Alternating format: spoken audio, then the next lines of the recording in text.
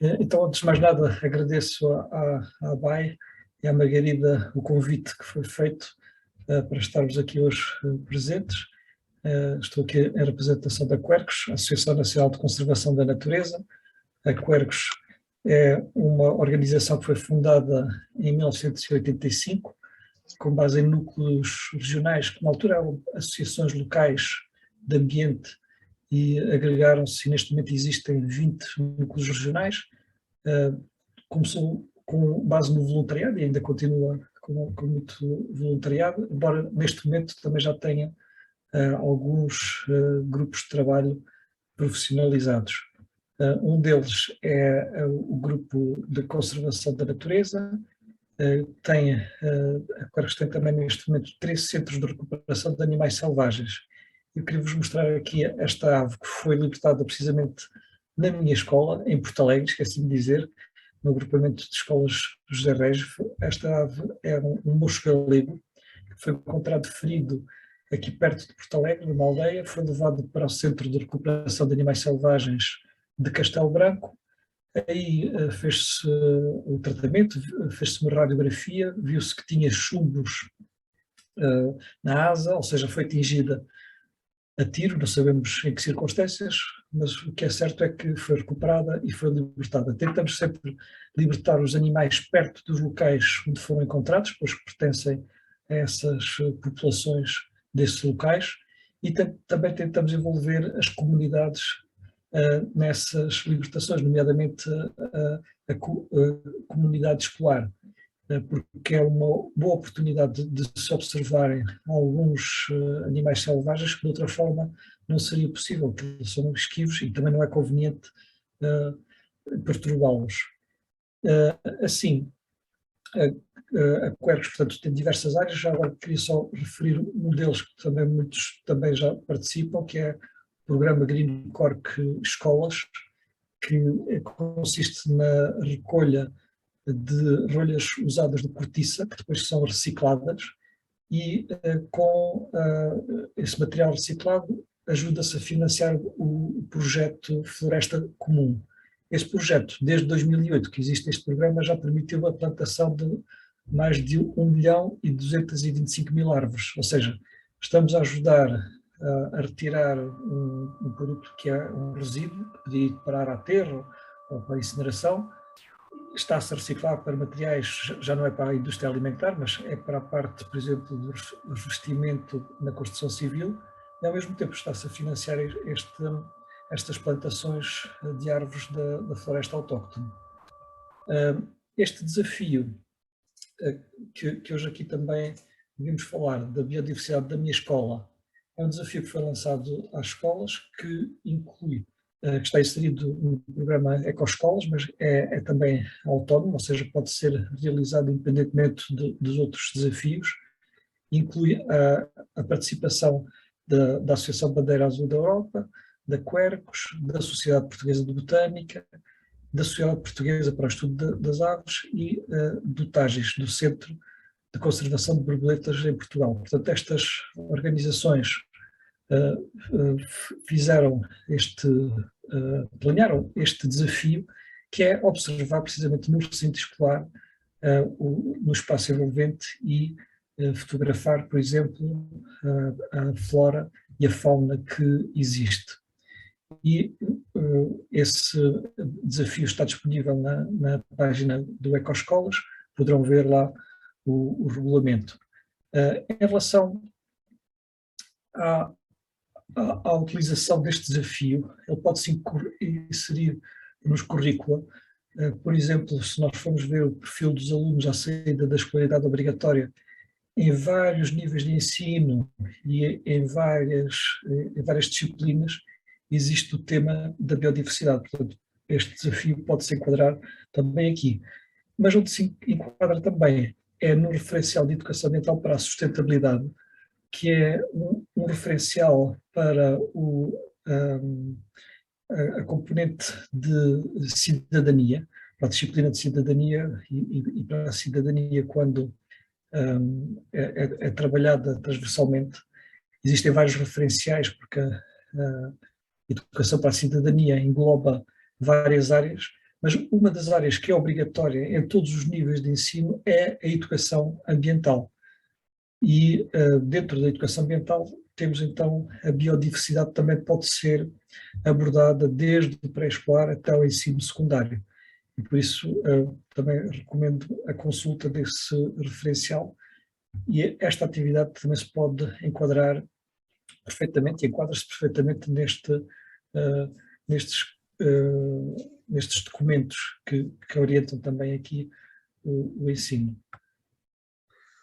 Então, o termo biodiversidade foi criado por este senhor, que infelizmente já faleceu agora no dia 26 de dezembro, o Edward O. Wilson, que era um biólogo norte-americano, era um entomólogo especialista em formigas e simplesmente criou o termo juntando bio, que é a vida, e diversidade.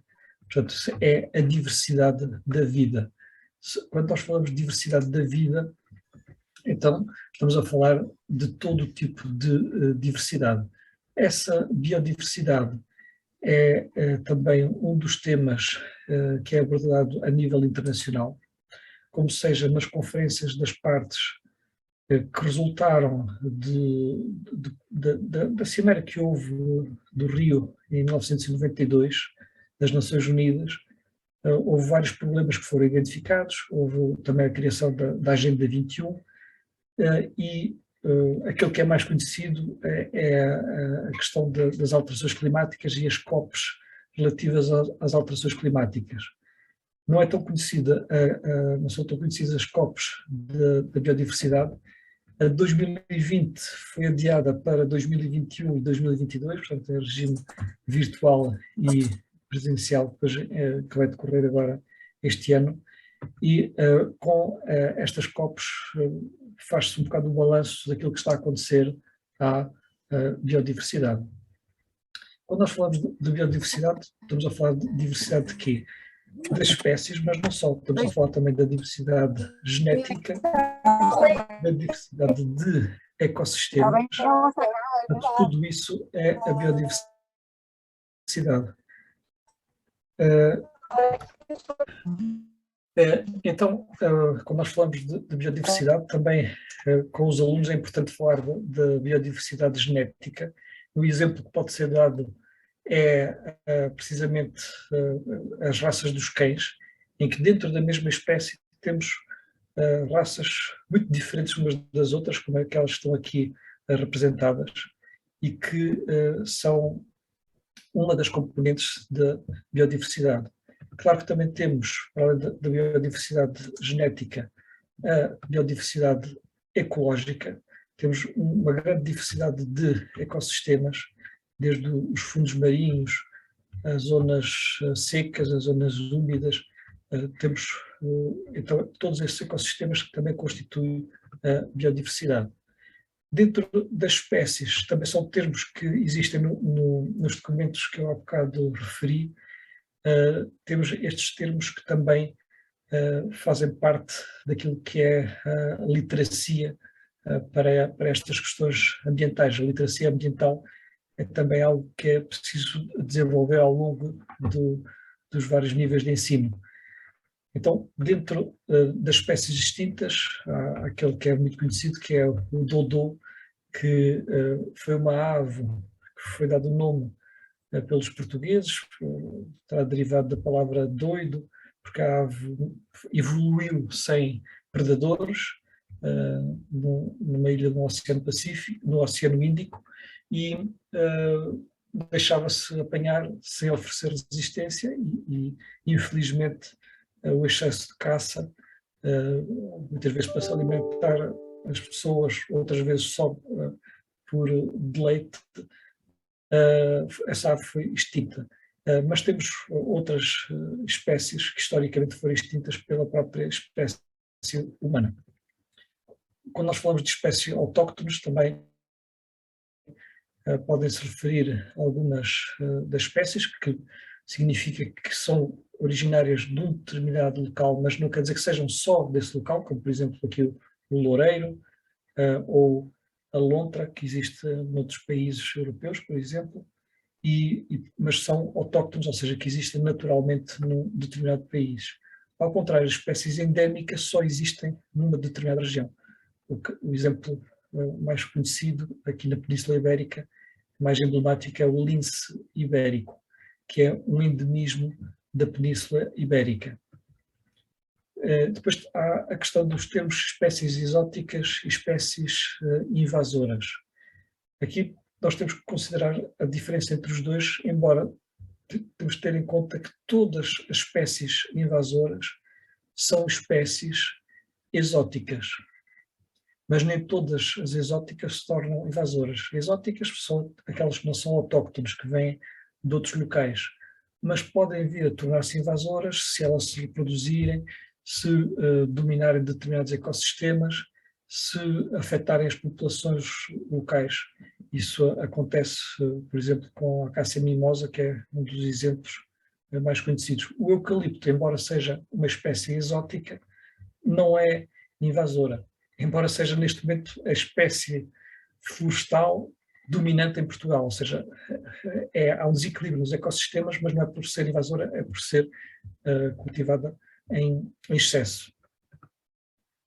Em relação aos termos espécies ameaçadas, são aquelas que têm estatuto de conservação pela União Mundial para a Conservação da Natureza, desde aquelas que estão criticamente em perigo de extinção, até outras que, embora não estejam tão perto disso, poderão ficar também em perigo, criticamente em perigo de extinção. E dentro das espécies ameaçadas, nós temos uma grande quantidade de espécies. Nós temos em todo o mundo 12 mil espécies identificadas como estando em risco de extinção. O problema é que nós não conhecemos ainda as espécies todas que existem no planeta. Por exemplo, temos espécies identificadas que não chega sequer a 2 milhões, mas pensas que poderá haver 5 milhões de espécies, 10 milhões de espécies, ainda não se conhece a biodiversidade específica que existem em todo o mundo. Por isso é complicado nós sabermos quantas é que elas estão em risco de extinção. Mas se compararmos alguns grupos que são mais conhecidos, como por exemplo no caso dos vertebrados, vemos aqui que uma percentagem muito grande dentro de cada grupo estão ameaçadas. Por exemplo, aqui nos mamíferos, em 5.501 espécies, 1.140 estão ameaçadas.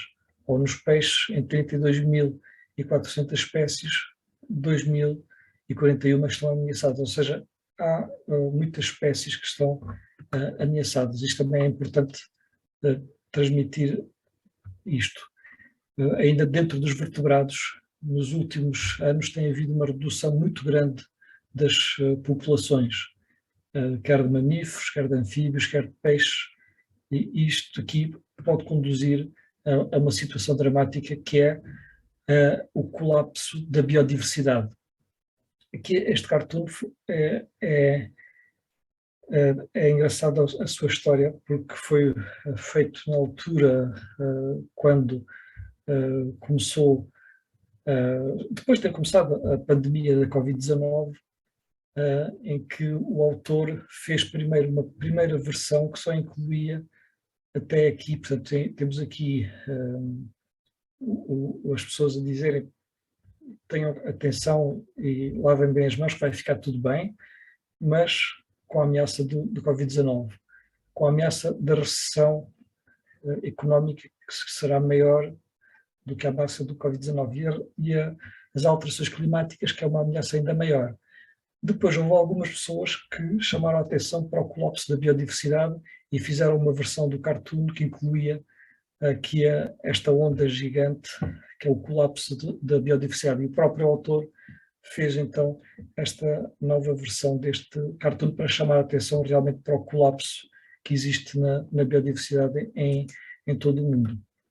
Nós estamos a assistir àquilo que se chama a sexta extinção em massa, pois os dados recentes indicam que nos últimos 3 anos há 2 vezes mais espécies que estão ameaçadas.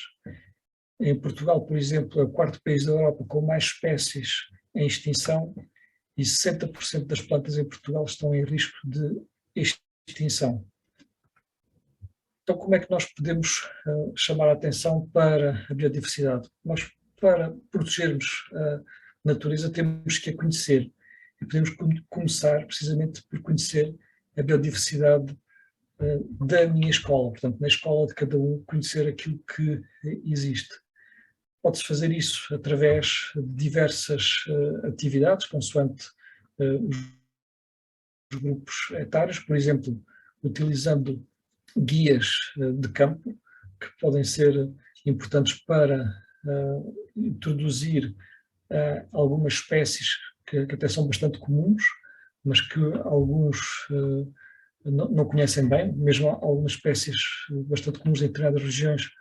Alguns alunos não têm conhecimento básico dessas espécies e, com base nisso, por exemplo, numa atividade que foi com o primeiro ciclo, simplesmente uma atividade que durou talvez meia manhã, os alunos ficaram a conhecer 10 espécies, algumas delas que não conheciam, e puderam também, depois mais tarde, em sala de aula, a fazer estas ilustrações com base naquilo que observaram.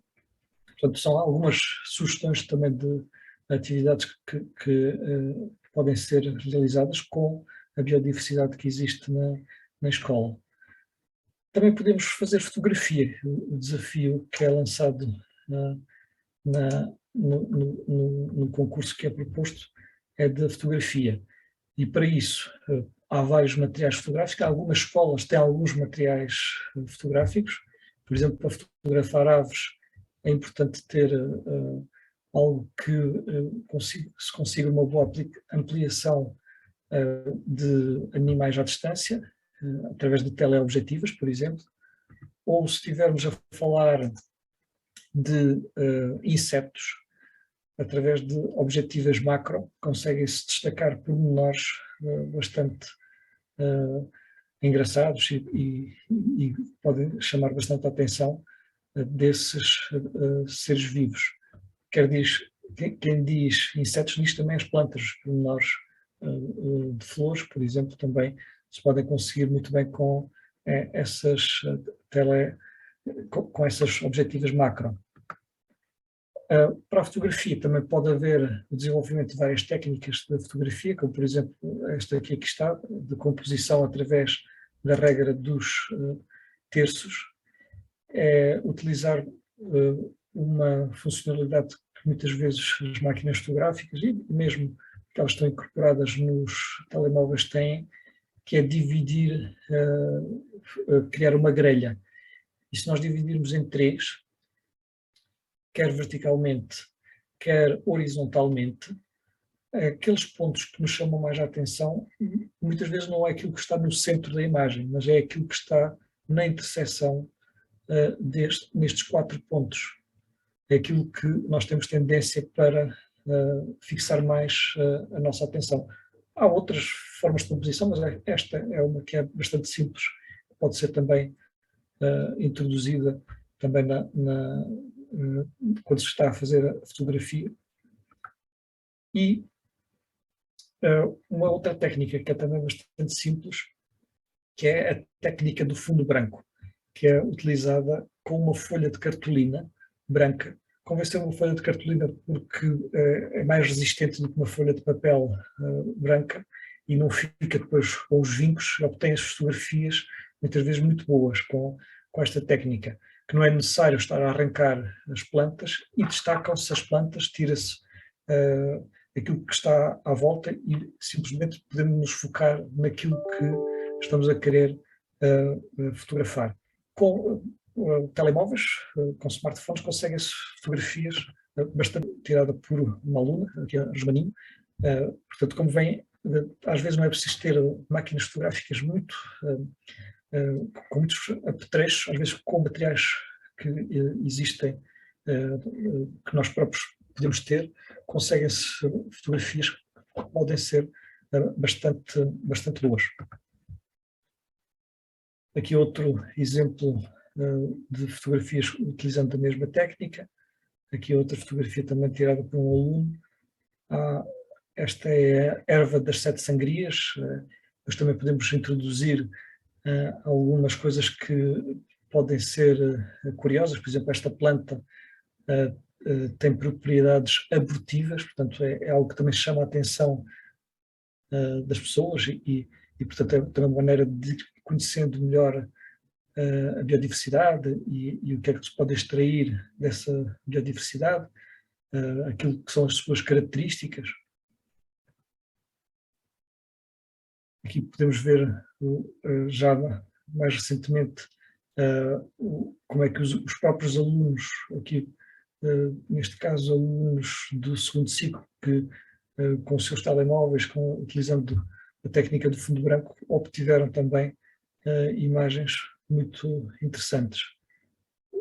Com estas atividades também se podem envolver várias disciplinas daquilo que são as DAC, por exemplo, fazer primeiro as fotografias. Isto foi no ano letivo passado também na minha escola, em que professores de ciências naturais foram visitar a tapada da escola, tiraram algumas fotografias. Depois, na aula de educação visual e tecnológica, depois fizeram autênticas ilustrações científicas, ou seja, com base nas observações que fizeram no campo, depois em sala foram ver que espécie é que era, o nome científico, tudo isso, e isto também pode ser utilizado então para este desafio de conhecer a biodiversidade da minha escola.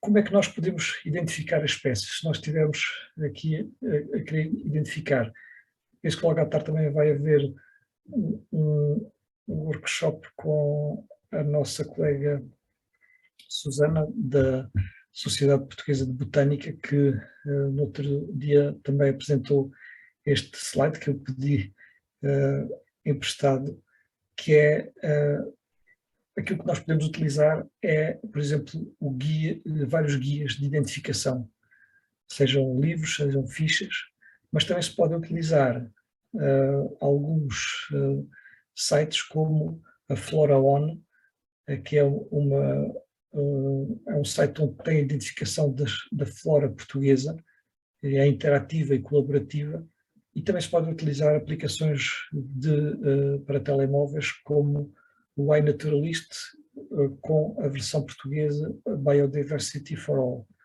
que são também alguns instrumentos que nós também podemos utilizar. A FloraOn ontem tinha já aqui 550 mil registros de ocorrência, mais de 2.000 espécies ilustradas. Portanto, também convido a visitarem este site FloraOn, que é também muito interessante para conhecer, neste caso, a flora. Podemos conhecer, tem vários guias gratuitos que estão disponíveis, tem a ligação disponível no site do Ecoescolas, para alguns destes guias que aqui estão representados, que inclui não só da flora, inclui líquens, que não é bem flora, mas quer dizer, não vamos agora estar a entrar por aqui, mas tem uma grande quantidade de seres vivos, como répteis e anfíbios, insetos. Dentro dos insetos tem também guias sobre borboletas. Alguns grupos taxonómicos são mais conhecidos e se chamam mais a atenção do que outros. Por exemplo, os cogumelos, precisamente porque têm um interesse para a alimentação, se calhar tem mais pessoas que se dedicam a essa observação. Depois há também a observação de aves, que são também animais também que são bastante observados, e existe toda até o turismo de birdwatching, que é um turismo de natureza, que pretende observar as aves, e há também maneiras de nós tirarmos boas fotografias às aves sem perturbar as aves, que é também importante essa parte, que é identificar, mas sem estar a perturbar. No século XIX, se calhar, era comum, para se identificar um animal, era preciso caçá-lo e apanhá-lo, como Darwin fez, não é? Neste momento, embora em algumas situações é necessário, a nível da investigação científica, essa colheita, mas para obter fotografias amadoras, na maior parte das situações, não é necessário fazer mal nenhum aos seres vivos. Para as aves também existem sites onde podem encontrar também várias formas de identificar essas aves, ou que ajudam a identificar as aves. Portanto, é aqui todo mundo que está aberto. No site do Ecoescolas também tem um pequeno guia de como registar as observações na plataforma do Biodiversity for All, que é esta plataforma que existe em Portugal, utilizando a aplicação iNaturalist para fazer registros das fotografias. Mas chama a atenção que é também importante, antes de se começar a utilizar isso, ter a noção que é muito importante utilizarmos os guias de campo, utilizarmos maneiras de, muitas vezes há bibliotecas escolares que têm alguns desses guias, começar a introduzir esses pequenos livros, esses pequenos guias em papel, antes de passar para a parte propriamente dita das tecnologias, até porque depois para introduzir essas fotografias também talvez desejável haver algum critério, por exemplo, fazer um concurso das melhores fotografias para determinada espécie, para colocar aí, porque senão às tantas, se houver muitas participações, pode haver fotografias que têm menos qualidade, pode haver identificações que não são corretamente feitas, e aí chama a atenção para esse aspecto. Mas são ferramentas que também estão à nossa disposição para conhecer essa biodiversidade. E da minha parte é tudo. Estou também disponível então para alguma questão que queiram colocar. Vejo que já aqui há bastantes coisas no que eu não acompanhei minimamente, como podem calcular, mas estou à vossa disposição. Há muita coisa, sim, mas ainda temos algum tempo. Penso que também podemos pedir para as pessoas se levantarem a mão, se quiserem. Sunira. Sim, boa tarde. A minha questão tem a ver com os guias de Alexandre Azevedo, que foram publicados pela Quercus, e acho que estão esgotados. Eu gostaria de saber se pretendem realizar uma nova edição, eventualmente onde poderei encontrar alguns exemplares. Obrigado. Pois eu não sabia que estavam esgotados, mas vou já avisar a Alexandra para ver se faz uma nova reedição, pois se está esgotado e se há essa procura, acho que justifica. Obrigado por chamar a atenção. Mais alguma questão? Não? Uma questão que foi colocada inicialmente também foi como é que pode ser requisitada a exposição da Sim, sim. no início. Sim, portanto, a exposição, como eu disse, ela tem algumas, já circulou bastante, não é? Tem algumas limitações, mas podem pedir diretamente para o e-mail geral da Quercus. Posso aqui deixar quercus@quercus.pt, e então aí será mais fácil poder fazer então esse pedido. Temos aqui outra questão, que é o Jorge Araújo. Não, a minha questão é muito simples, quer dizer, há uma razão para não se considerar o eucalipto uma espécie invasora, além dessa, digamos que é um bocadinho egocêntrico ou desculpabilizante, não é? Portanto, somos nós que cultivamos, não é invasor, não é evasiva, não é? Portanto, há alguma razão porque ela não é classificada desse modo? Obrigado. De facto, nos locais onde ela já foi cultivada e em grandes áreas, aí se calhar podemos considerá-la invasora. Porquê? Porque mesmo que se corte o eucalipto, ele depois tem a possibilidade de arrebentar novamente por toiça. E as outras plantas dificilmente se voltam a instalar. Agora, se tivermos um eucalipto sozinho num sítio, dificilmente se torna invasor, ou seja, se não houver a perturbação do habitat, não é? Ao contrário, por exemplo, das mimosas. As mimosas, elas são termófilas, gostam dos incêndios, pirófilas.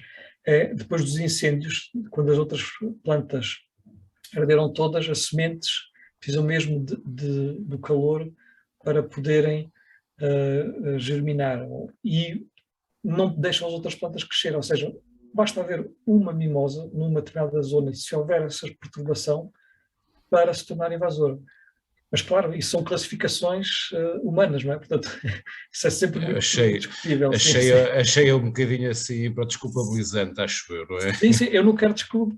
O eucalipto não tem culpa nenhuma, principalmente as árvores, os seres vivos não têm culpa em si, não é? O problema como é óbvio, o que é que o homem faz com elas, não é? Exato, obrigado.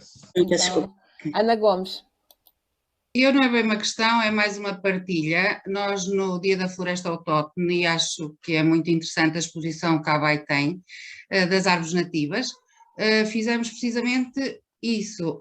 Os meninos viram as árvores nativas, a exposição, desde o pré até ao secundário, e fizemos um bocadinho daquilo que esteve a dizer. Fizemos concurso de fotografia, concurso de desenho, em que eles se preocuparam também em ver as árvores nativas que havia na sua escola, e fizeram uma pesquisa e conheceram mais um bocadinho das árvores que realmente existem ali na escola, e é só essa a partilha. E obrigada pela exposição, porque realmente é muito boa e é um grande incentivo para os meninos fazerem os trabalhos depois a seguir.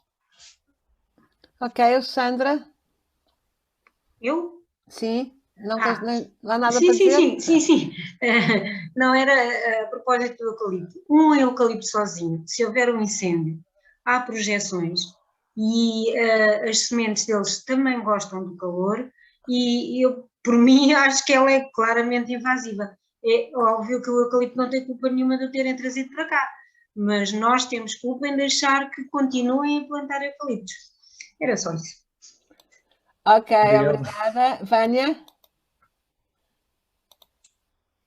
Olá, bom dia. Eu sou professora de Ciências, Matemática e Ciências do segundo ciclo. É a primeira vez que sou coordenadora do Ecoescolas. De plantas eu percebo pouco. No ano passado, numa turma 6º ano, coloquei os meus alunos a identificar as plantas que existem lá na escola, recorrendo à aplicação. Agora já não me lembro bem se foi o Plant Snap ou se foi o Biodiversity for All. Quando estava a preparar a aula, portanto, tirei a foto a um limoeiro, essa eu sabia que era um limoeiro, e na identificação disse que era a planta do café. Portanto, eu queria saber uma aplicação fiável e que me dissesse realmente qual era a espécie daquela planta. Eu depois acabei por colocar os alunos a perguntar aos funcionários que percebiam plantas, mais do que eu, e a coisa resolveu-se, mas gostava de saber uma aplicação fiável para fazer este ano de novo. Obrigada. Obrigado. De facto, há várias aplicações, falei aqui de algumas, essa acho que é a planta net, não é, que disse? Plant Snap, se não me engano. PlantNet, é. PlantNet ou Snap Plant, há uma também desse género. Outra, sim, é assim. Isso é outra, pois. A PlantNet foi desenvolvida de início, acho que foi pela Universidade de Montpellier, em França, mas para algumas espécies, se calhar de França ou de algumas regiões, pode ser boa. Há outras aplicações que podem ser boas para outras espécies. Agora, aquela aplicação que eu falei do iNaturalist, pelo que me têm dito, mesmo pessoas que trabalham no Instituto de Conservação da Natureza e das Florestas, parece que é bastante fiável. Agora, nenhuma é 100% fiável. E tem uma coisa, essa iNaturalist, uma pessoa se colocar a identificação não fica, e se colocar na plataforma, depois as outras pessoas podem ir verificar e dizer assim, não, isto está mal identificado e é tal espécie. Ou dizer, sim senhor, está bem identificado. E só depois de haver 2 pessoas, pelo menos, que identifiquem, é que ela depois fica nessa aplicação como realmente identificada. Claro que pode haver sempre erros, mas ao haver muitas pessoas a olharem para a mesma fotografia e colaborativamente pode haver menos erros, sim. Mas a Plantinete tem corrido bem, claro, isso aí eu não vou estar a dizer que uma é melhor que outra, mas de qualquer forma, para terem noção que têm várias disponíveis, sim. Obrigada. Obrigado. Então, o próximo, que agora não estou a ver, é a Ana Andrade. Okay. Obrigada. Então, a minha questão era o seguinte: eu sei que na página da ABAI está uma ficha técnica relativamente à biodiversidade. Gostaria de saber se há a possibilidade de ter acesso a outras fichas técnicas e se há grelhas de observação, tanto para as crianças, se já há alguma coisa feita, com certeza haverá, eu é que não sei, pronto, e não procurei.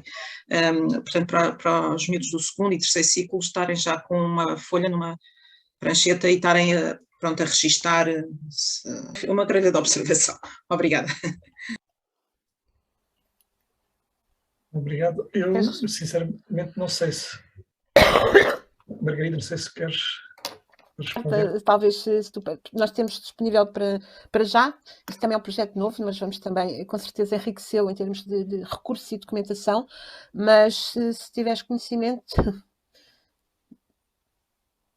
Pois, eu também não tenho conhecimento, eu sei que também depende dos grupos taxonómicos, por exemplo, se estivermos a falar de insetos, se estivermos a falar de plantas, portanto há diferentes, mas sinceramente também não posso neste momento ajudar. Fica a nota, vamos tentar também trabalhar nesse sentido. Obrigada. Gracinha.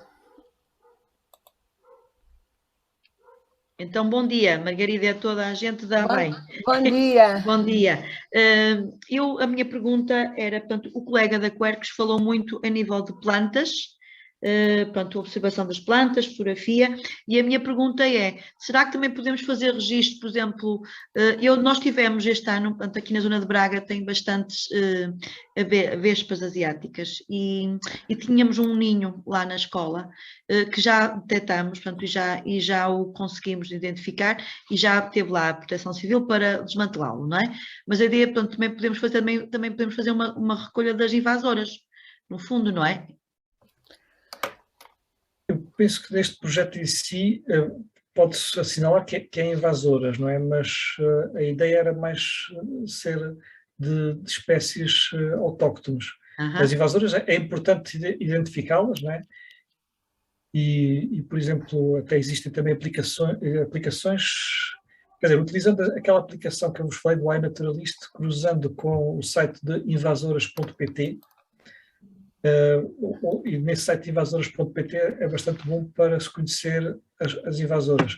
Mas eu realmente falei mais das plantas, porque as plantas são mais fáceis de observar, porque elas não fogem com o barulho, e então, enquanto as aves, é mais difícil, com uma turma, estarmos a observar as aves.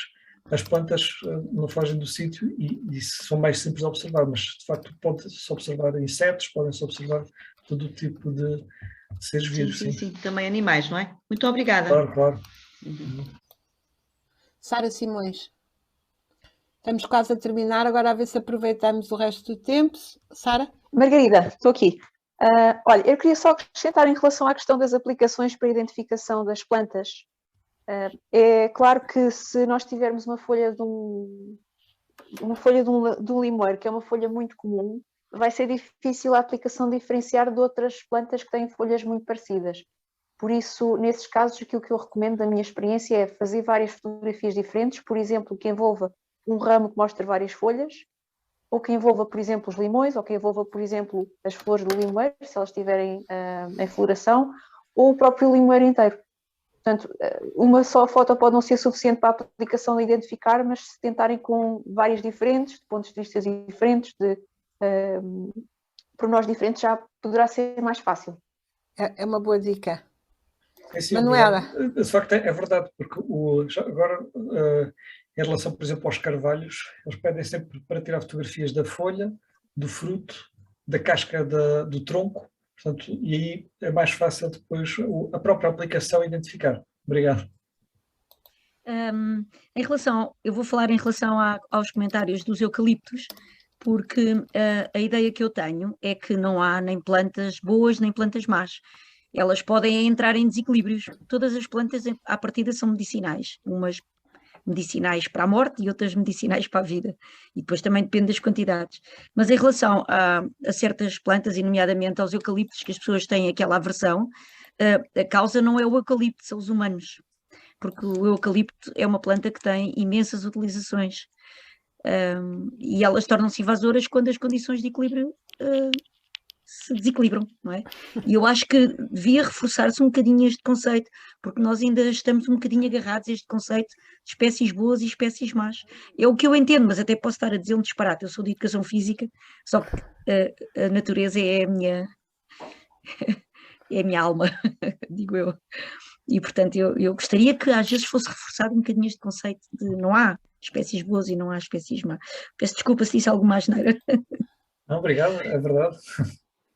Muito bem, estamos mesmo a terminar. Talvez ali a Teresa, a última questão, pode ser? Vou ser breve, Margarida, uma vez que não estivemos presentes em todos os workshops, eles estarão disponíveis na ABAI. Essa é a primeira questão. Segunda questão, se eu pretender fazer uma exposição na biblioteca da escola, se eu tenho e a quem recorrer materiais para exposição de espécies endémicas da região norte, especificamente Braga. Não sei se o colega José Janela me pode ajudar. Tem uma delegação da Quercus, não é? Sim, em Braga há uma delegação, mas se calhar o melhor é, como eu disse, mandar o e-mail diretamente para quercus.pt.